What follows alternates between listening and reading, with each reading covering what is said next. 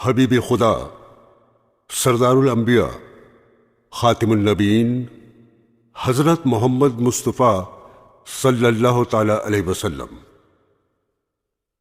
برادران اسلام، حضرت عیسیٰ علیہ السلام کے بعد جب ہر طرف کفر و شرک اور جہالت پھیل گئی تو لوگ پھر بت پرستی میں مبتلا ہو گئے۔ آدمی آدمی کا دشمن ہو گیا۔ شراب، جوا، قتل، لوٹ مار، بد امنی ہر طرف پھیل گئی۔ شیطان کے ماننے والے دنیا میں پھیل گئے اور اللہ تعالیٰ کو بھول گئے۔ اللہ تعالیٰ کو پھر اپنی مخلوق پر رحم آیا۔ وہ بڑا رحمان اور رحیم ہے، اور اس نے اس دنیا کی ہدایت کے لیے اور لوگوں کو شیطان کے پنجے سے نکال کر اللہ کا سیدھا راستہ بتانے کے لیے اپنے پیارے حبیب احمد مصطفیٰ محمد مصطفیٰ صلی اللہ تعالی علیہ وسلم کو مکہ معظمہ میں پیدا فرمایا۔ آپ 12 ربیع الاول کو مکہ معظمہ میں پیدا ہوئے۔ آپ کی والدہ کا نام آمنہ اور آپ کے والد ماجد کا نام عبداللہ تھا، جو آپ کی پیدائش سے 2 ماہ قبل ہی فوت ہو چکے تھے۔ آپ کے دادا عبد المطلب تھے۔ انہوں نے آپ کی سرپرستی فرمائی۔ خدا کی شان کے دادا کا سایہ بھی زیادہ عرصے تک قائم نہ رہا، اور والدہ کے 2 سال کے بعد دادا کا سایہ بھی سر سے اٹھ گیا۔ اس وقت حضور صلی اللہ تعالی علیہ وسلم 8 برس کے تھے۔ دادا کے انتقال کے بعد حضور صلی اللہ تعالی علیہ وسلم کے چچا ابو طالب نے اپنی سرپرستی میں لے لیا۔ چچا کو اپنے بھتیجے سے بے حد محبت تھی اور بیٹوں سے زیادہ چاہتے تھے۔ برادران اسلام، عرب کی حالت اس وقت بہت خراب تھی۔ حضور صلی اللہ تعالی علیہ وسلم نے انہی لوگوں کے درمیان رہ کر پرورش پائی، اور آپ کا اٹھنا بیٹھنا ملنا جلنا انہی لوگوں سے تھا، مگر آپ نے کسی کی گندی عادت نہیں قبول کی۔ آپ کے ہر کام میں صفائی ستھرائی پائی جاتی تھی۔ آپ کی دیانت، سچائی اور پاکیزگی کی شہرت ہوتی چلی گئی، اور لوگ آپ کو صادق اور امین کہہ کر پکارنے لگے۔ جب آپ 25 سال کے ہوئے تو آپ کی شادی حضرت خدیجہ رضی اللہ تعالی عنہا سے ہوئی، جو بیوہ تھی۔ حضور اکرم تجارت کا مال لے کر عرب کے مختلف ملکوں میں جاتے، وہاں بھی آپ کو امین اور صادق کہہ کر پکارا جاتا۔ مکہ معظمہ کے 3 میل کے فاصلے پر پہاڑ میں ایک غار تھا، جس کو غار حرا کہتے ہیں۔ حضور صلی اللہ تعالی علیہ وسلم کئی روز کا کھانا لے کر اس غار میں چلے جاتے، اور وہاں اکثر خدا کی عبادت اور سوچ بچار میں وقت گزارتے۔ رمضان المبارک کا مہینہ تھا، اور آپ کی عمر 40 برس کی ہو چکی تھی۔ آپ معمول کے مطابق غار حرا میں عبادت میں مشغول تھے۔ اچانک حضرت جبرائیل علیہ السلام تشریف لائے اور قرآن پاک کی یہ آیت سورہ علق پڑھ کر سنائی، جس کا ترجمہ ہے: پڑھ اپنے رب کے نام سے جس نے پیدا کیا، جس نے انسان کو جمے ہوئے خون سے بنایا۔ پڑھ، اور تیرا رب بڑا کریم ہے، جس نے قلم کے ذریعے علم سکھایا اور انسان کو وہ بتایا جو وہ نہیں جانتا تھا۔ غار حرا میں آپ صلی اللہ تعالی علیہ وسلم کو نبوت عطا کی گئی، اور حکم دیا گیا کہ اللہ کے بندوں کو اللہ کا سیدھا راستہ بتائیں۔ آپ صلی اللہ تعالی علیہ وسلم نے اللہ کے حکم کے مطابق سب سے پہلے اپنے قریبی رشتہ داروں اور گہرے دوستوں کو اللہ کی طرف بلایا اور فرمایا: کہو، اللہ کے سوا کوئی معبود نہیں۔ اس زمانے میں عرب میں بت پرستی کا زور تھا۔ خانہ کعبہ جو اللہ کا گھر ہے، اس میں بے شمار بت رکھے تھے۔ ان کی سمجھ میں یہ بات نہیں آئی، اور اس بات پر آپ سے لڑنے کو تیار ہو گئے۔ سب سے پہلے حضرت خدیجہ رضی اللہ تعالی عنہا، حضرت علی رضی اللہ تعالی عنہ، آپ کے چچا زاد بھائی حضرت زید بن حارث، آپ کے آزاد کیے ہوئے غلام، اور حضرت ابو بکر صدیق رضی اللہ تعالی عنہ، جو حضور صلی اللہ تعالی علیہ وسلم کے گہرے دوست تھے، ایمان لائے اور اللہ کے دین کو پھیلانے لگے۔ حضور صلی اللہ تعالی علیہ وسلم کو اللہ کا دین پھیلانے میں بڑی بڑی مشقتیں اور تکلیفیں برداشت کرنی پڑیں۔ اللہ پاک قرآن مجید میں اپنے پیارے نبی کو تسلی دیتا رہا اور ہدایت فرماتا رہا کہ اب اس طرح اور اب اس طرح کرو۔ آپ صلی اللہ تعالی علیہ وسلم کی تسلی کے لیے اور قوم کی عبرت کے لیے پہلے نبیوں کے قصے بتائے گئے کہ جن قوموں نے اپنے نبی کا کہنا مانا وہ دین و دنیا میں کامیاب رہیں، اور جنہوں نے اپنے نبی کا انکار کیا اور اللہ کا کہنا نہیں مانا وہ قوم اس دنیا سے بھی نیست و نابود کر دی گئی اور آخرت میں بھی اس کو بڑی سزا ملے گی۔ عزیزان گرامی، اب ہم قرآن پاک سے چند واقعات بیان کرتے ہیں کہ ہمارے نبی صلی اللہ تعالی علیہ وسلم اپنی قوم کو کس طرح سمجھاتے رہے اور قوم کیا جواب دیتی رہی۔ حضور جب ایمان کی دعوت دیتے تو وہ مسلمانوں کو بیوقوف بناتے ہیں۔ ارشاد باری تعالیٰ ہے، اور جب کہیے ان کو ایمان لاؤ جس طرح ایمان لائے سب لوگ، کہتے ہیں کیا ہم اس طرح مسلمان ہوں جیسے مسلمان ہوئے بیوقوف؟ سنتا ہے وہی ہیں بیوقوف پر نہیں جانتے۔ اور کافر کہتے ہیں یہ قرآن من گھڑت باتیں ہیں جو اس نے بنا لی ہیں اور لوگوں نے اس میں ان کی مدد کی ہے۔ اللہ تعالیٰ اس کا جواب دیتے ہوئے فرماتے ہیں، سورہ فرقان کی 4، 5، 6، 7، 9 اور 21 آیتوں کا ترجمہ اس طرح ہے، یہ لوگ ایسا کہنے میں ظلم اور جھوٹ پر اتر آئے ہیں اور کہتے ہیں یہ پہلے لوگوں کی کہانیاں ہیں جن کو اس نے لکھ رکھا ہے اور وہ صبح و شام ان کو پڑھ پڑھ کر سنائی جاتی ہیں۔ کہہ دو اس نے اتارا ہے اس کو جو آسمانوں اور زمین کی پوشیدہ باتوں کو جانتا ہے، بے شک وہ بخشنے والا مہربان ہے۔ اور کہتے ہیں کہ یہ کیسا پیغمبر ہے کہ کھانا کھاتا ہے اور بازاروں میں چلتا پھرتا ہے، اس کے ساتھ فرشتے کیوں نہیں نازل کیے گئے کہ اس کے ساتھ ہدایت کرنے کو رہتے؟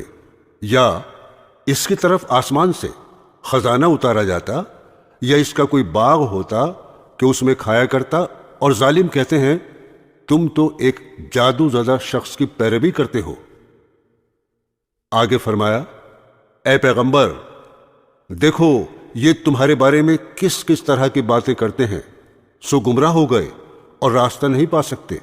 وہ خدا بابرکت ہے جو اگر چاہے تو تمہارے لیے اس سے بہتر بنا دے باغات جن کے نیچے نہریں بہتی ہوں، نیز تمہارے لیے محل بنا دے۔ مزید فرمایا، اور جو لوگ ہم سے ملنے کی امید نہیں رکھتے کہتے ہیں کہ فرشتے کیوں نازل نہیں کیے گئے، یا ہم اپنی آنکھوں سے اپنے پروردگار کو دیکھ لیں۔ برادران اسلام، ہمارے پیارے نبی نے اس دین کو پھیلانے کی خاطر کیسی کیسی تکلیفیں اٹھائیں، لیکن آپ نے صبر سے کام لیا اور ہمت نہیں ہاری۔ قصہ معراج۔ پاک ذات ہے جو لے گیا اپنے بندے کو راتوں رات مسجد حرام سے مسجد اقصی تک، جس میں ہم نے خوبیاں رکھی ہیں کہ دکھلا دیں اس کو اپنی قدرت کے نمونے، وہی سنتا اور دیکھتا ہے۔ سورہ بنی اسرائیل آیت نمبر 1۔ برادران اسلام، ایک رات جب کہ آپ سو رہے تھے، حضرت جبرائیل علیہ السلام تشریف لائے اور آپ کا سینہ چاک کر کے قلب کو آب زمزم سے دھویا اور اس میں ایمان اور حکمت بھر دی۔ پھر آپ کے پاس سفید رنگ کا براق لایا گیا جس پر آپ کو سوار کیا گیا۔ حضرت جبرائیل علیہ السلام نے اس کی رکاب پکڑی۔ راستے میں آپ کو بہت سے عجائبات دکھائے گئے۔ براق کا ایک قدم جہاں تک نگاہ جاتی تھی پڑتا تھا۔ آپ کو بیت المقدس پہنچایا گیا جہاں مسجد اقصی میں آپ امام بنے اور آپ کے پیچھے تمام انبیاء نے نماز پڑھی۔ پھر تمام انبیاء سے ملاقات کرائی گئی۔ اس کے بعد آسمان کا سفر شروع ہوا اور ایک کے بعد دوسرے آسمان پر تشریف لے گئے۔ ہر آسمان پر کسی پیغمبر سے ملاقات ہوئی۔ پھر آپ کو سدرۃ المنتہا کی طرف بلند کیا گیا، یہاں تک کہ ایک مقام پر پہنچے۔ پھر حضرت جبرائیل علیہ السلام ٹھہر گئے ہمارے پیارے نبی صلی اللہ تعالی علیہ وسلم نے فرمایا کہ ایسے مقام میں کوئی دوست اپنے دوست کو چھوڑتا ہے؟ انہوں نے کہا اگر میں اس مقام سے آگے بڑھوں تو نور سے جل جاؤں۔ پھر آپ کو نور سے پیوست کر دیا گیا اور 70,000 حجاب طے کرائے گئے، یہاں تک کہ تمام انسانوں اور فرشتوں کی آہٹ قطع ہو گئی، یہاں تک کہ آپ عرش عظیم تک پہنچے۔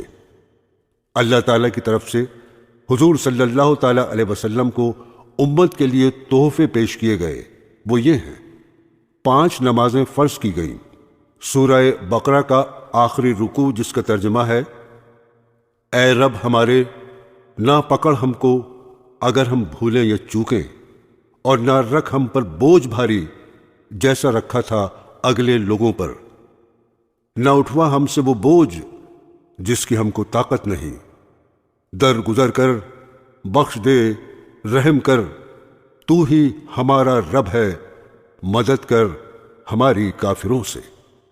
عزیزان گرامی، اب سنیے ہجرت کا بیان۔ جب کفار بہت تکلیف دینے لگے تو حضرت صلی اللہ تعالی علیہ وسلم نے اپنے اصحاب کو ہجرت کی اجازت عطا فرمائی، اور اصحاب نے خفیہ روانہ ہونا شروع کیا کہ ایک روز کافروں کے سرداروں نے خانہ کعبہ کے قریب ایک مکان میں مشورہ کیا اور سب کی یہ رائے قرار پائی کہ ہر قبیلہ قریش میں سے ایک ایک آدمی منتخب ہو اور سب جمع ہو کر رات کو محمد صلی اللہ تعالی علیہ وسلم کے مکان پر جا کر محمد صلی اللہ تعالی علیہ وسلم کو قتل کر دیں۔ حضور کے ساتھی سب سے مقابلہ نہیں کر سکتے، اس لیے خون بہا پر راضی ہو جائیں گے۔ اللہ تعالیٰ نے آپ کو اس مشورے سے آگاہ کر دیا اور حکم دیا مدینہ ہجرت کر جائیں۔ آپ شب کو گھر میں تھے کہ کفار نے دروازہ جا کر گھیر لیا۔ آپ امانتیں حضرت علی کے سپرد کر کے گھر سے نکل گئے اور خدا کی قدرت سے کسی کو نظر نہ آئے، اور حضرت ابو بکر صدیق رضی اللہ تعالی عنہ کو ساتھ لیا اور غار ثور میں جا چھپے۔ کافروں نے جب آپ کو گھر میں نہ دیکھا تو تلاش کرتے کرتے غار تک پہنچے۔ آپ صلی اللہ تعالی علیہ وسلم کے غار میں داخل ہونے کے بعد مکڑی نے غار کے منہ پر جالا بنا دیا اور ایک کبوتر کے جوڑے نے آ کے غار میں انڈے دینے شروع کر دیے۔ جب کفار نے دیکھا تو کہنے لگے کہ اگر کوئی آدمی اس میں جاتا تو یہ مکڑی کا جالا ٹوٹ جاتا اور کبوتر اس غار میں نہ ٹھہرتا۔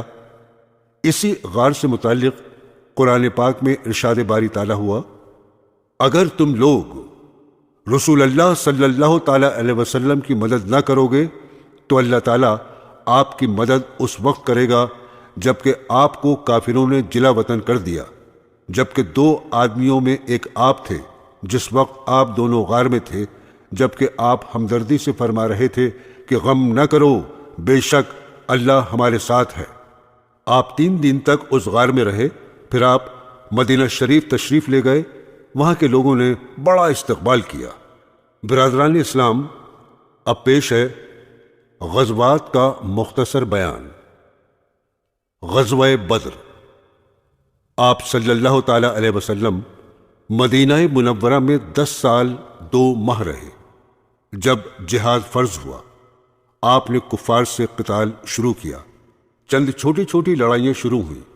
مدینہ منورہ آنے کے 1.5 سال کے بعد جنگ بدر ہوئی۔ رمضان میں آپ نے خبر سنی کہ مکہ کے قریش کافروں کا قافلہ شام سے مکہ کو جا رہا ہے۔ آپ 313 صحابہ کو لے کر اس کو روکنے چلے۔ یہ خبر مکہ پہنچی۔ کفار قریش 1000 مسلح آدمی لے کر روانہ ہو گئے۔ قافلہ دوسری طرف سے نکل کر مکہ جا پہنچا اور بدر کے مقام پر ان 1000 مسلح کفار سے 313 بے سر و سامان مسلمانوں کی لڑائی ہوئی۔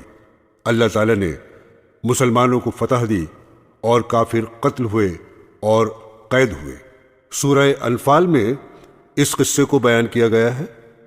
آیات 7، 8، 12 اور 15۔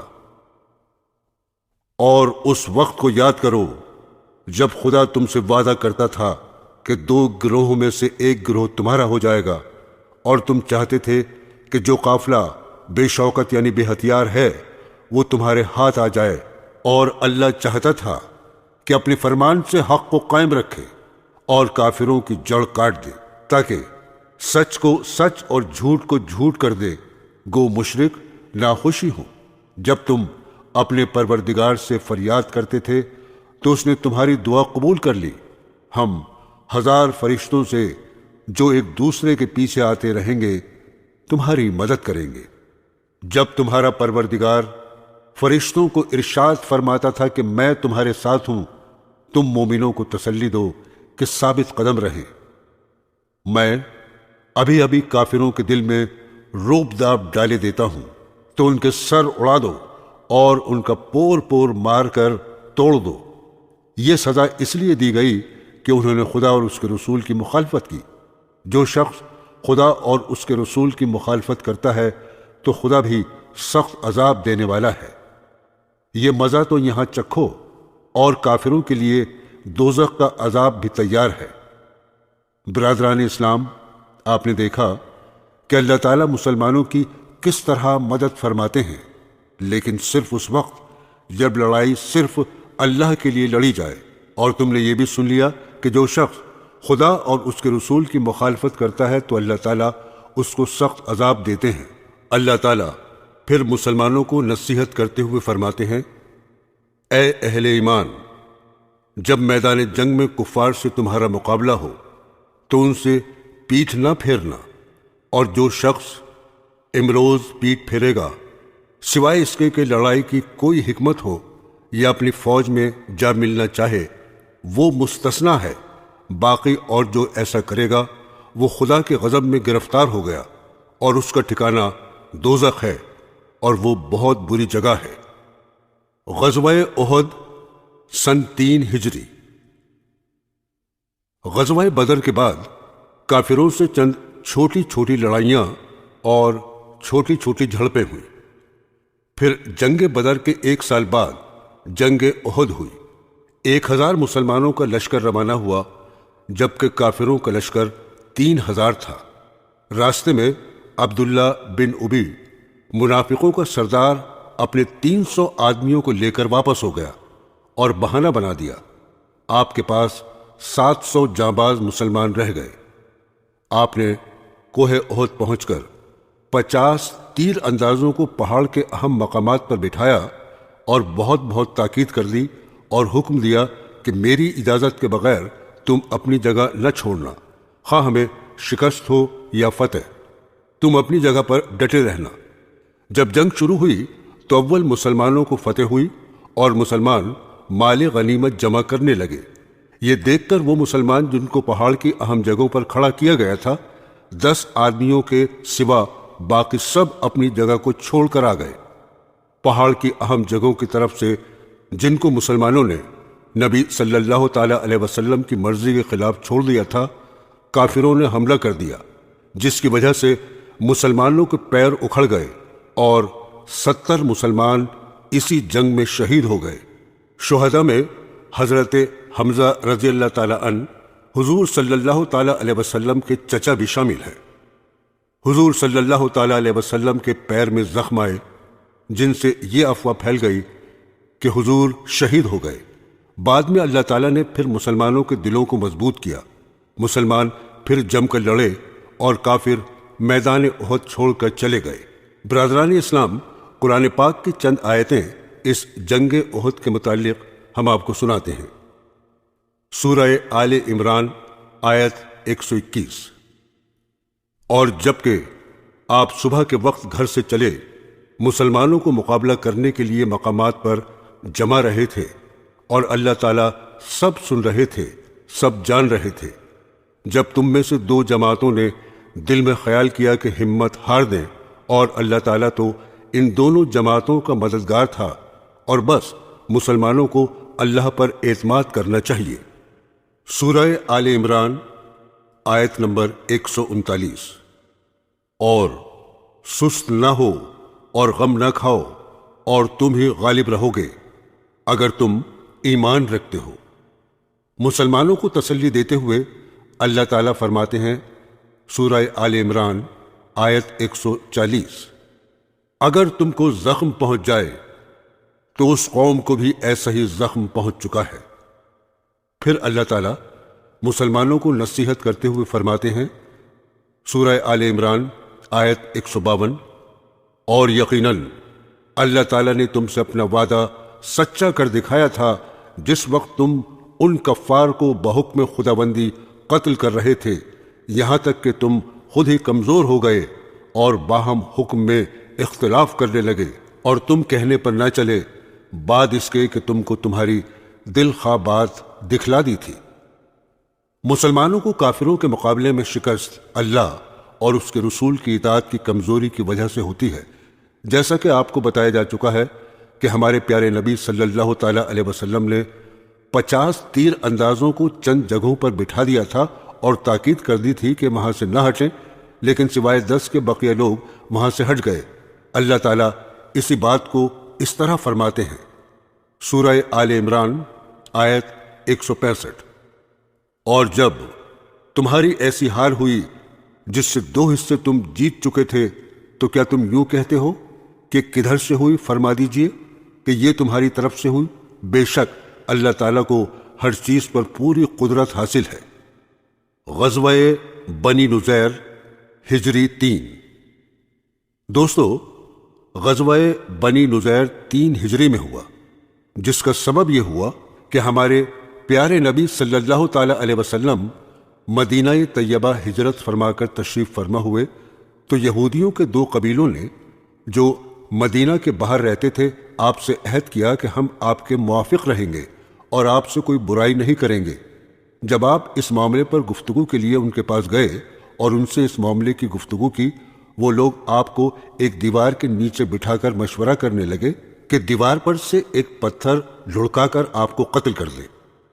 آپ صلی اللہ تعالی علیہ وسلم کو وحی سے اطلاع ہو گئی۔ آپ اٹھ کر مدینہ تشریف لے گئے۔ آپ نے کہلا بھیجا کہ تم نے اپنے عہد کو توڑا ہے، یا تو 10 دن کے اندر نکل جاؤ ورنہ لڑائی ہوگی۔ وہ لڑائی کے لیے تیار ہوئے۔ آپ ان پر لشکر لے آئے اور ان کے حلقے کو گھیر لیا۔ آخر وہ تنگ ہو کر نکل جانے پر راضی ہوئے۔ سورہ حشر میں اسی قصے سے متعلق چند آیتیں پیش ہیں۔ سورہ حشر آیت نمبر 1۔ اللہ پاک کی پاکی بیان کرتے ہیں، سب جو کچھ آسمانوں اور زمین میں ہے، اور وہ زبردست حکمت والا ہے، وہی ہے جس نے کفار اہل کتاب کو ان کے گھروں سے پہلی بار اکٹھا کر کے نکال دیا۔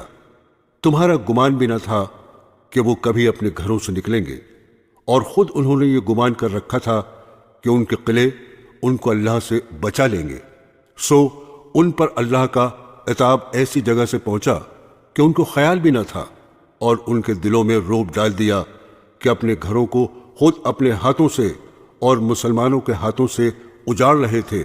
سوائے عقل مندوں اس حالت کو دیکھ کر عبرت حاصل کرو۔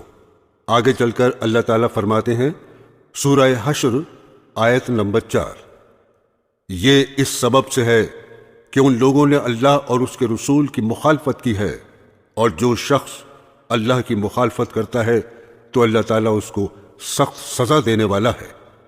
غزوہ بنی بدر ثانی سن 4 ہجری۔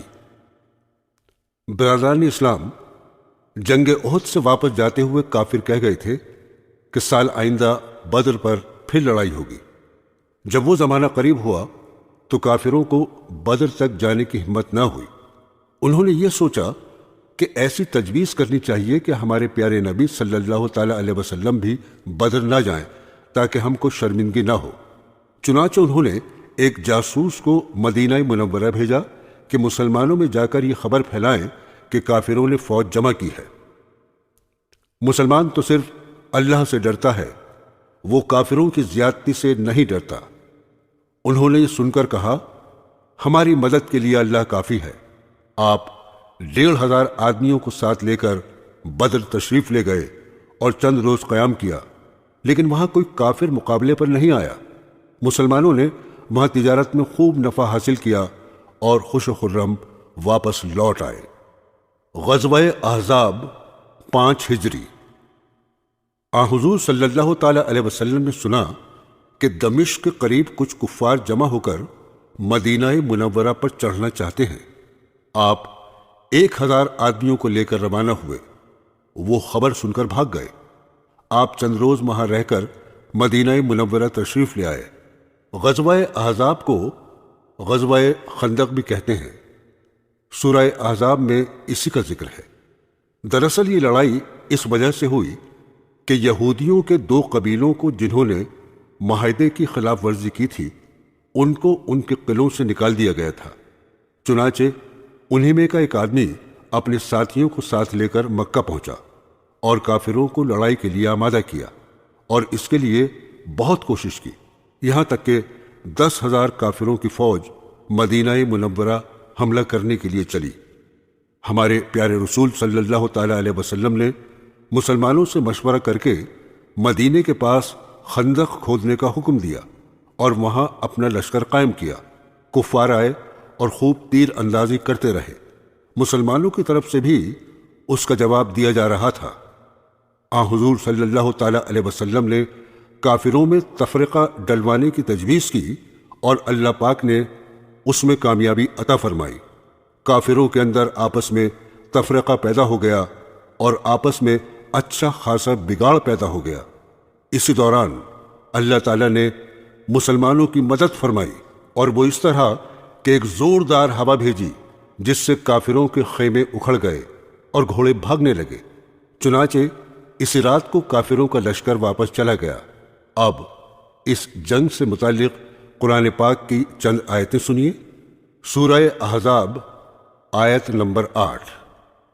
اے ایمان والو، اللہ کا انعام اپنے اوپر یاد کرو جب تم پر بہت سے لشکر چڑھائے، پھر ہم نے ان پر ایک آندھی بھیجی اور ایسی فوج بھیجی جو تم کو دکھائی نہ دیتی تھی، اور اللہ تعالیٰ تمہارے اعمال کو دیکھتے تھے۔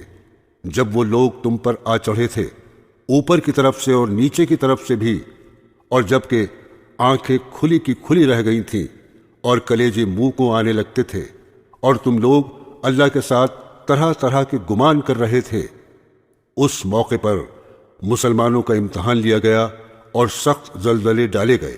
عزیزان گرامی، اس کے آگے پھر اسی جنگ میں جو حالات پیدا ہو گئے تھے اللہ تعالیٰ نے اس کو بیان فرمایا ہے اور اس کا نقشہ کھینچا ہے۔ منافق جن کے دلوں میں اسلام پکا نہیں ہوا تھا کہنے لگے، سورہ احزاب آیت نمبر 12، اور جب منافق اور وہ لوگ جن کے دلوں میں مرض ہے یوں کہہ رہے تھے کہ ہم سے تو اللہ نے اور اس کے رسول نے محض دھوکے ہی کا وعدہ کر رکھا ہے۔ آگے چل کر اللہ تعالیٰ خبردار کرتے ہیں۔ سورہ احزاب آیت نمبر 16، آپ فرما دیجئے کہ تم کو بھاگنا کچھ نفع نہیں دے سکتا اگر تم موت سے یا قتل سے بھاگتے ہو، اور اس حالت میں بجز تھوڑے دنوں کے زیادہ فائدہ نہیں اٹھا سکتے۔ سورہ احزاب آیت نمبر 17، یہ بھی فرما دیجئے کہ وہ کون ہے جو تم کو خدا سے بچا سکے اگر وہ تمہارے ساتھ برائی کرنا چاہے، یا وہ کون ہے جو خدا کے فضل سے تم کو روک سکے اگر وہ تم پر فضل کرنا چاہے، اور خدا کے سوا نہ کوئی اپنا حمایتی پائیں گے نہ مددگار۔ آگے چل کر اللہ تعالیٰ فرماتے ہیں، سورہ احزاب آیت نمبر 25، اور اللہ تعالیٰ نے کافروں کو لوٹا دیا غصے میں بھرا ہوا کہ ان کی کچھ بھی مراد پوری نہ ہوئی، اور جنگ میں اللہ تعالیٰ مسلمانوں کے لیے آپ ہی کافی ہو گیا، اور اللہ تعالیٰ بڑی قوت والا، بڑا زبردست ہے۔ قصہ حدیبیہ سن 6 ہجری۔ حضور صلی اللہ تعالی علیہ وسلم کو مدینہ منورہ میں رہتے ہوئے 6 سال ہوئے تھے کہ آپ نے خواب میں دیکھا کہ آپ مکہ تشریف لے گئے اور آپ نے عمرہ ادا کیا۔ چنانچہ آپ نے صحابہ کے ساتھ مکہ معظمہ جا کر عمرہ کرنے کی تیاری شروع کر دی۔ مکہ کے کافروں نے کہا کہ ہم مکہ میں آپ کو ہرگز نہ آنے دیں گے۔ غرض کافروں سے گفتگو کے بعد چند باتوں پر صلح ہوئی۔ ان میں یہ بات بھی تھی کہ آپ آئندہ سال آ کر عمرہ کریں اور 10 برس تک ہمارے اور آپ کے درمیان کوئی لڑائی نہ ہو، اور کافروں کے دوست قبیلوں سے مسلمان نہ لڑیں اور مسلمان کے دوست قبیلوں سے کافر نہ لڑیں۔ وہاں 2 قبیلے تھے، ایک قبیلہ کافروں کا ساتھی تھا اور دوسرا قبیلہ مسلمانوں کا ساتھی تھا۔ اس کو صلح حدیبیہ کہتے ہیں۔ حدیبیہ ایک کنویں کا نام ہے جس مقام پر یہ صلح ہوئی تھی۔ آپ اس صلح کے بعد مدینہ طیبہ تشریف لا رہے تھے کہ راستے میں اللہ تعالیٰ نے سورہ فتح نازل کی، جس میں اس صلح کو فتح قرار دیا، چونکہ یہ صلح آئندہ فتح مکہ کا سبب بنی۔ اللہ تعالیٰ فرماتے ہیں سورہ فتح آیت نمبر 26، بے شک ہم نے آپ کو ایک کھلم کھلا فتح دی۔ عزیزان گرامی، اور کئی جنگیں چھوٹی چھوٹی کافروں اور یہودیوں سے ہوئیں، جن میں سے جنگ خیبر مشہور ہے۔ اس جگہ 7 قلعے تھے۔ یہودیوں نے سب کے دروازے بند کر دیے کہ اس میں گھس کر بیٹھ گئے اور اندر سے تیر اندازی کرتے رہے۔ آخر ایک ایک کر کے سب قلعے فتح ہو گئے۔ اس سال خیبر میں ایک یہودی عورت نے گوشت میں زہر ملا کر آپ کو دیا۔ آپ صلی اللہ تعالی علیہ وسلم نے ایک لقمہ منہ میں ڈالا اور فرمایا کہ اس گوشت نے مجھ سے کہہ دیا کہ مجھ میں زہر ملا ہے۔ جنگ حنین، قصہ فتح مکہ، سن 8 ہجری۔ صلح حدیبیہ میں ایک شرط یہ بھی تھی کہ مسلمانوں کے دوست قبیلوں سے کافر نہ لڑیں اور کافروں کے دوست قبیلوں سے مسلمان 10 سال تک نہ لڑیں۔ ان دونوں قبیلوں میں جنگ ہو گئی اور مکہ کے قریش کافروں نے صلح کے خلاف اپنے دوست قبیلے کی خفیہ مدد کی۔ حضور صلی اللہ تعالی علیہ وسلم نے کافروں کی اس وعدہ خلافی پر اور عہد کے توڑنے پر 12,000 مسلمانوں کا لشکر لے کر مکہ پر لشکر کشی کی۔ کافروں نے مقابلہ کیا، بہت سے کفار مارے گئے اور بڑے بڑے سردار شہر چھوڑ کر بھاگ گئے، اور جو حاضر ہوئے آپ نے ان کی جاں بخشی فرمائی۔ خانہ کعبہ کے بتوں کو آپ نے خود توڑا۔ قرآن مجید میں اللہ تعالیٰ نے اس کو سورہ بنی اسرائیل میں اس طرح بیان فرمایا ہے، آیت نمبر 80، اور آپ یوں دعا کیجئے کہ اے رب مجھ کو خوبی کے ساتھ پہنچائیو اور مجھے خوبی کے ساتھ لے جائیو، اور مجھ کو اپنے پاس سے ایسا غلبہ دیجیو جس کے ساتھ نصرت ہو، اور کہہ دیجئے کہ حق آیا اور باطل گیا، گزرا ہوا، اور واقعی باطل چیز تو یوں ہی آتی جاتی رہتی ہے۔ فتح مکہ کے بعد دوسری چھوٹی چھوٹی جنگیں ہوئیں، پھر ایک بڑی جنگ حنین کے نام سے ہوئی۔ حنین ایک مقام ہے مکہ اور طائف کے درمیان، جہاں کافروں کے کچھ قبیلوں سے فتح مکہ کے 2 ہفتے بعد لڑائی ہوئی۔ مسلمان 12,000 تھے، مشرکین 4,000۔ بعض مسلمان اپنا مجمع دیکھ کر اس طرح کہنے لگے کہ اس سے شیخی سی معلوم ہوتی تھی کہ ہم آج کسی طرح نہیں ہار سکتے۔ لڑائی شروع ہوئی اور پہلے مسلمانوں کو فتح ہوئی۔ بعض مسلمان مال غنیمت کو جمع کرنے لگے۔ اس وقت کافی ٹوٹ پڑے، وہ بڑے تیر انداز تھے، مسلمانوں پر تیر برسانے شروع کر دیے۔ اس گھبراہٹ میں مسلمانوں کے پاؤں اکھڑ گئے۔ صرف حضور صلی اللہ تعالی علیہ وسلم میں چند صحابہ کے میدان میں رہ گئے۔ آپ صلی اللہ تعالی علیہ وسلم نے حضرت عباس رضی اللہ تعالی عنہ سے مسلمانوں کو آواز دلوائی، پھر سب لوٹ کر دوبارہ جمع ہوئے اور کافروں سے مقابلہ کیا۔ آسمانوں سے فرشتوں کی مدد آئی، کافر بھاگے اور بہت سے قتل ہوئے۔ پھر ان میں سے بہت سے آپ صلی اللہ تعالی علیہ وسلم کی خدمت میں آ کر مسلمان ہو گئے۔ سورہ توبہ میں اللہ تعالیٰ نے اس کو اس طرح بیان کیا ہے، آیت نمبر 25، خدا تعالیٰ نے تم کو بہت موقعوں پر غلبہ دیا جب تم کو اپنے مجمع کو کثرت سے غرہ ہو گیا تھا، اور حنین کے دن بھی پھر وہ کثرت تمہارے لیے بھی کارآمد نہ ہوئی، اور تم پر زمین باوجود اپنی فراخی کے تنگی کرنے لگی، پھر تم پیٹھ پھیر کر بھاگ کھڑے ہوئے۔ پھر اللہ تعالیٰ نے اپنے رسول پر اور دوسرے مسلمانوں پر تسلی نازل فرمائی اور ایسے لشکر نازل فرمائے جن کو تم نے نہیں دیکھا، اور کافروں کو سزا دی، اور یہ کافروں کی سزا ہے۔ برادران اسلام، آپ نے دیکھا کہ اللہ تعالیٰ نے مسلمانوں کو کس طرح سبق دیا کہ اپنی زیادتی پر فخر نہ کرنا چاہیے اور ہمیشہ سوچنا چاہیے کہ فتح صرف اللہ کی مدد سے ہوگی، کم ہو تب بھی اور زیادہ ہو تب بھی۔ اسی لیے صرف اللہ پر بھروسہ رکھنا چاہیے۔ یہ سبق اس لیے بھی دیا ہوگا کہ آئندہ بھی مسلمان اس بات کو یاد رکھیں۔ جنگ تبوک سن 9 ہجری۔ دوستو، تبوک ایک مقام ہے ملک شام میں۔ ہمارے پیارے نبی صلی اللہ تعالی علیہ وسلم جب فتح مکہ اور غزوہ حنین سے فارغ ہوئے تو آپ کو خبر ہوئی کہ روم کا بادشاہ ہرقل مدینہ منورہ پر فوج بھیجنا چاہتا ہے، اور وہ فوج تبوک کے مقام پر جمع کی جائے گی۔ قبل اس کے کہ وہ حملہ کرے، آپ نے خود ہی مقابلہ کرنے کے لیے سفر کا ارادہ کیا اور مسلمانوں میں اس کا اعلان کر دیا۔ چونکہ یہ زمانہ بہت گرمی کا تھا اور مسلمانوں کے پاس سامان بہت کم تھا، سفر دور دراز کا تھا، اس لیے اس غزوہ میں جانا بڑی ہمت کا کام تھا۔ اللہ تعالیٰ نے اس جہاد میں شرکت کے لیے مسلمانوں کو سورہ توبہ میں اس طرح ترغیب دلائی۔ آیت نمبر 38۔ اے ایمان والو، تم لوگوں کو کیا ہوا جب تم سے کہا جاتا ہے کہ اللہ کی راہ میں جہاد کے لیے نکلو تو زمین کو لگے جاتے ہو؟ کیا تم نے آخرت کے عوض دنیاوی زندگی پر قناعت کر لی؟ دنیا کی زندگی کا سامان آخرت کے مقابلے میں بہت تھوڑا ہے۔ یہ ترغیب دلانے کے لیے اللہ تعالیٰ نے اور بھی کئی آیات اس کے آگے بیان فرمائی ہیں۔ سورہ توبہ آیت نمبر 41۔ نکل پڑو، خواہ تھوڑے سامان سے خواہ زیادہ سامان سے، اور اللہ کی راہ میں اپنے مال اور جان سے جہاد کرو، یہ تمہارے لیے بہتر ہے۔ اگر تم یقین رکھتے ہو تو دیر مت کرو۔ عزیزان گرامی، جو لوگ منافق تھے اور سچے مسلمان نہ ہوئے تھے، وہ اتنی دور جہاد میں جانے سے بہانے کرنے لگے اور رخصت مانگنے لگے تو اللہ تعالیٰ نے ان کی پول کھول دی۔ سورہ توبہ آیت نمبر 42۔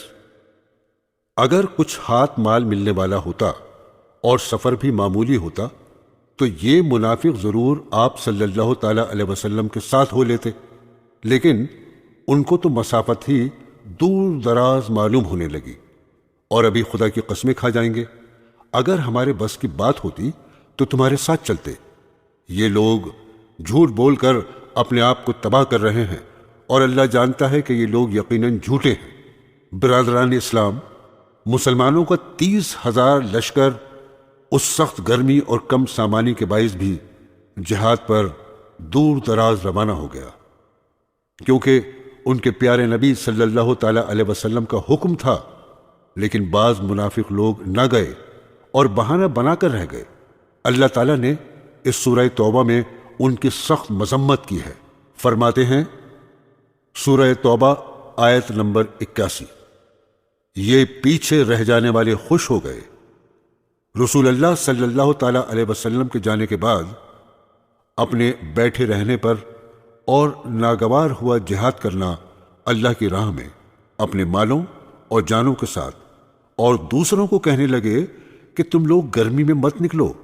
آپ کہہ دیجئے کہ جہنم کی آگ اس سے بھی زیادہ گرم ہے، کیا خوب ہوتا اگر وہ سمجھتے۔ سورہ توبہ آیت نمبر 82۔ تھوڑے دن ہنس لیں اور بہت دنوں آخرت میں روتے رہیں ان کاموں کے بدلے میں جو کچھ کیا کرتے تھے۔ عزیزان گرامی، مسلمانوں کا لشکر تبوک میں ٹھہرا اور شاہ روم کے لشکر کا انتظار کرتا رہا، لیکن شاہ روم نے ڈر کی وجہ سے اپنا لشکر نہ بھیجا، اور 2 ماہ کے قیام کے بعد آپ مدینہ منورہ تشریف لے آئے۔ حجۃ الوداع سن 10 ہجری۔ عزیزان گرامی، ہجرت کے 10ویں سال آن حضرت صلی اللہ تعالی علیہ وسلم حج کو تشریف لے گئے۔ آپ کے حج کی خبر سن کر مسلمان جمع ہونے شروع ہو گئے اور 1 لاکھ سے زیادہ آدمی جمع ہو گئے۔ آپ صلی اللہ تعالی علیہ وسلم نے خطبے میں ایسی باتیں بیان فرمائیں جیسے کوئی وداع کہتا ہے۔ اسی واسطے سے اس حج کو حجۃ الوداع کہتے ہیں۔ اس خطبے میں آپ صلی اللہ تعالی علیہ وسلم نے بہت سے اہم امور کے بارے میں ہدایات دی۔ چند پیش خدمت ہیں۔ سن رکھو، جاہلیت کے تمام دستور میرے دونوں پاؤں کے نیچے ہیں۔ عربی کو اجمی پر اور اجمی کو عربی پر کوئی فضیلت نہیں۔ تم سب آدم کی اولاد ہو اور آدم مٹی سے پیدا ہوئے تھے۔ مسلمان آپس میں بھائی بھائی ہیں۔ تمہارے غلام جو خود کھاؤ وہی ان کو کھلاؤ، جو خود پہنو وہی ان کو پہناؤ۔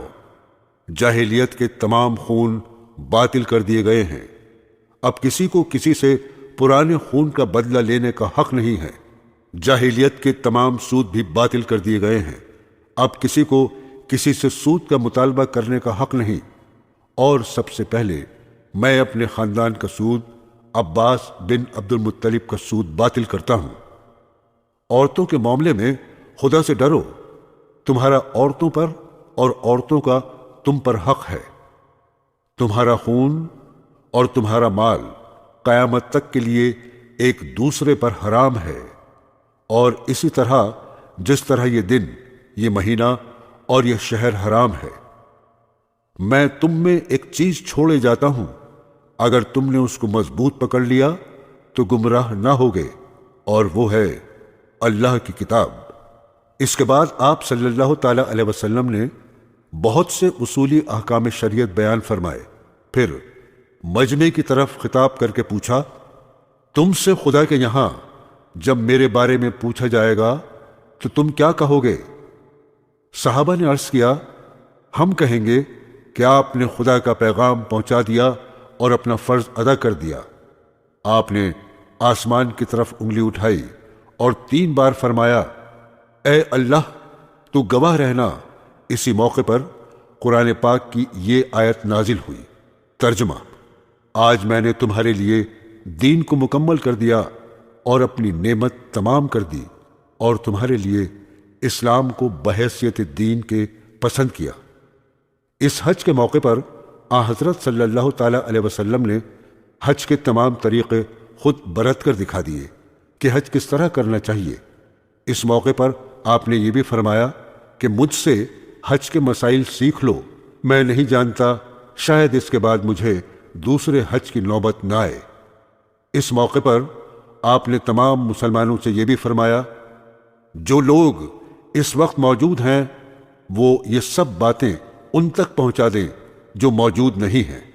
سورہ مائدہ کی آیت نمبر 3 کے نازل ہونے کے بعد تقریباً 3 ماہ حضور اکرم صلی اللہ تعالی علیہ وسلم حیات رہے، اور ربیع الاول سن 11 ہجری میں آپ اس جہان فانی سے رخصت ہو گئے۔ عزیزان گرامی، اب پیش ہیں چند اچھی باتیں۔ اسلام نام ہے، زندگی میں ہر جگہ چلتے پھرتے، سوتے جاگتے، کھاتے پیتے، لین دین کرتے ہم ہر وقت خیال رکھیں کہ اس میں اللہ تعالیٰ کا کیا حکم ہے، اور حضور اکرم صلی اللہ تعالی علیہ وسلم نے اس کو کس طرح کیا۔ قرآن پاک میں اسلام کے مطابق زندگی گزارنے کے لیے اللہ تعالیٰ کے بہت سے احکام آئے ہیں۔ سورہ بنی اسرائیل آیت نمبر 34، اور اپنا وعدہ پورا کیا کرو، بلا شبہ وعدے کے متعلق تم سے پوچھ ہوگی۔ سورہ متفففین آیت نمبر 1، اور جب ناپ تول کرو تو پورا کرو، اور صحیح ترازو سے تول کر دیا کرو۔ دوسری جگہ آپ نے فرمایا، خرابی ہے گھٹانے والوں کی کہ جب ناپ تولیں لوگوں سے پورا کریں، اور جب ناپ دیں ان کو یا تول دیں تو گھٹا کر دیں۔ کیا خیال نہیں رکھتے وہ لوگ کہ ان کو اٹھنا ہے ایک بڑے دن میں؟ دوستو، دوسروں سے ہنس کر یا مسکرا کر خوش اخلاقی سے بات کرنا بھی کیسا اچھا ہے، سب کو اچھا معلوم ہوتا ہے۔ ایسے لوگوں کی تعریف کی جاتی ہے اور اللہ تعالیٰ ان کے سب کام آسانی سے بنا دیتے ہیں۔ قرآن حکیم میں فرماتے ہیں، اور ہر شخص سے بات اچھی طرح کیا کرو۔ سورہ فرقان آیت نمبر 63، اور جب تم سے کوئی جاہل اڑ جائے تو اس کو سلام کہہ کر چلے جاؤ۔ تو دوستو، جب تم سے کوئی دشمنی کرے، عداوت کرے، تمہارے سے کوئی برائی کرے، تو اس کا جواب دشمنی اور برائی سے مت دو، بلکہ اس کے ساتھ سلوک کرو اور محبت کرو، تو وہ تمہارا پکا دوست بن جائے گا۔ ارشاد باری تعالیٰ ہے، آپ نیک برتاؤ سے بدی کو ٹال دیجئے، پھر یکایک آپ میں اور جس شخص میں عداوت تھی ایسا ہو جائے گا جیسے کوئی دوست ہوتا ہے۔ دوستو، پیٹھ پیچھے کسی کی برائی کرنا کیسی بری بات ہے۔ اس سے بہت بہت خرابیاں پیدا ہوتی ہیں، دشمنیاں قائم ہو جاتی ہیں اور کوئی فائدہ حاصل نہیں ہوتا۔ اسی کو غیبت کہتے ہیں۔ ارشاد باری تعالیٰ ہے سورہ الحجرات آیت نمبر 12، کیا تم میں سے کوئی اس بات کو پسند کرتا ہے کہ اپنے مرے ہوئے بھائی کا گوشت کھائے؟ اس کو تو تم ناگوار سمجھتے ہو۔ اللہ سے ڈرتے رہو، بے شک اللہ بڑا توبہ قبول کرنے والا ہے۔ دوستو، سلام کرنے کے متعلق بڑی تاکید آئی ہے۔ جب ہم اپنے گھروں میں جایا کریں یا کسی سے ملاقات کیا کریں تو السلام علیکم کہنا چاہیے، یعنی تم پر اللہ کی سلامتی ہو۔ جس پر اللہ کی سلامتی ہو جائے اس کو پھر اور کیا چاہیے؟ اس کے علاوہ اور کسی طرح سلام ہرگز نہیں کرنا چاہیے۔ اللہ تعالیٰ قرآن مجید میں فرماتے ہیں، پھر یہ بھی معلوم کر رکھو کہ جب تم اپنے گھروں میں جایا کرو تو اپنے لوگوں کو سلام کر لیا کرو، جو کہ دعا کے طور سے خدا کی طرف سے مقرر ہے، برکت والی عمدہ چیز ہے۔ اسی طرح اللہ تعالیٰ تم سے اپنے احکام بیان فرماتا ہے تاکہ تم سمجھو اور عمل کرو۔ حرام چیزیں، اللہ تعالیٰ نے قرآن مجید میں ان چیزوں کو حرام قرار دیا ہے۔ یہ کبھی بھی بھول کر ہمیں نہیں کھانی چاہیے، اور اگر یہ کام کوئی دوسرا شخص کرتا ہے تو اسے بھی منع کر دینا چاہیے۔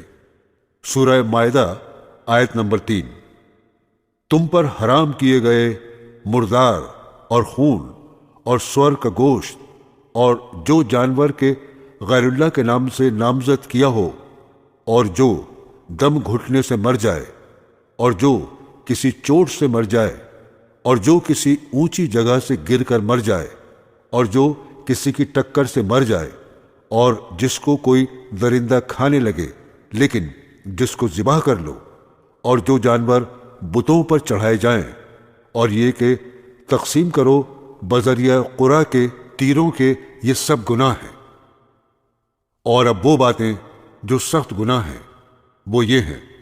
سورہ بنی اسرائیل آیت نمبر 31، اور اپنی اولاد کو ناداری کے اندیشے سے قتل مت کرو، ہم ان کو بھی رزق دیتے ہیں اور تم کو بھی، بلا شبہ ان کا قتل کرنا بڑا بھاری گناہ ہے، اور زنا کے پاس مت پھٹکو، بلا شبہ وہ بڑی بے حیائی کی بات ہے اور برا رستہ ہے۔ اور جس شخص کے قتل کو اللہ تعالیٰ نے حرام قرار دیا ہے اس کو قتل مت کرو، البتہ حق کے ساتھ، اور جو شخص ناحق قتل کیا جائے تو ہم نے اس کے وارث کو اختیار دیا ہے، تو اس کے قتل کے بارے میں اسے حد سے تجاوز نہیں کرنا چاہیے۔ وہ شخص طرفداری کے قابل ہے، اور یتیم کے مال کے قریب مت جاؤ۔ سورہ مائدہ آیت نمبر 90، اے ایمان والو، یقیناً شراب اور جوا، بت اور قرا کے تیر، یہ سب گندے اور شیطانی کام ہیں، تم ان سے بچتے رہو تاکہ نجات پاؤ۔ اللہ کے ساتھ کسی کو شریک نہ کرو۔ سورہ نساء میں اللہ تعالیٰ فرماتے ہیں آیت نمبر 48، تحقیق اللہ نہیں بخشتا ہے یہ کہ اس کے ساتھ کسی کو شریک ٹھہرائے، اور بخشتا ہے اس کے علاوہ جس کو چاہے، اور جس نے شریک ٹھہرایا اللہ کا اس نے بڑا طوفان باندھا ہے۔ سورہ عنکبوت آیت نمبر 8، اور ہم نے انسان کو اپنے ماں باپ کے ساتھ اچھی طرح رہنے کی وصیت کی ہے، اور اگر وہ تجھ سے روا کریں کہ تو شرک پکڑ میرا تو ان کا کہنا نہ مان۔ سورہ لقمان آیت نمبر 13، اور جب کہا لقمان نے اپنے بیٹے کو کہ جب اس کو سمجھانے لگا، اے بیٹے شریک نہ ٹھہرائیو اللہ کا، بے شک شریک بنانا بڑی بے انصافی ہے۔ سورہ الزمر آیت نمبر 65، اگر تم نے شریک مانا اکارت جائیں گے تیرے عمل، اور تو ہو جائے گا خسار والوں میں سے۔